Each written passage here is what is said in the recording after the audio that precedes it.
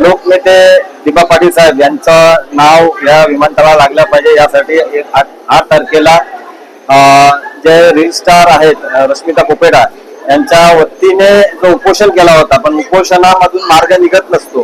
कारण उपोषण निघाला पाहिजे होता, परंतु कुठल्याही प्रकारचे हे शासन त्याकडे दुर्लक्ष करत आहे आणि त्यामुळे आज आंदोलन लॉंग मार्च काढण्यात येणार आहे. त्या लॉंग मार्च मध्ये सन्माननीय आमचे नेते महेंद्र शेठ घरात साहेब यांनी परवाच आमच्या टिळक भवन येथे आमचे प्रदेश अध्यक्ष अर्धव सकपाळ साहेब यांच्यासोबत प्रेस कॉन्फरन्स घेतली आणि प्रेस कॉन्फरन्स मध्ये काँग्रेसचा पूर्णपणे पाठिंबा या मोर्चासाठी असणारे त्यांनी दर्शविले आहे.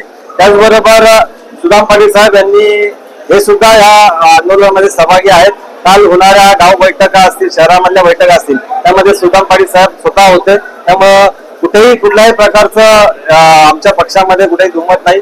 या दीपा पाटील साहेबांच्या नावासाठी पूर्ण समर्थन काँग्रेसचं आहे.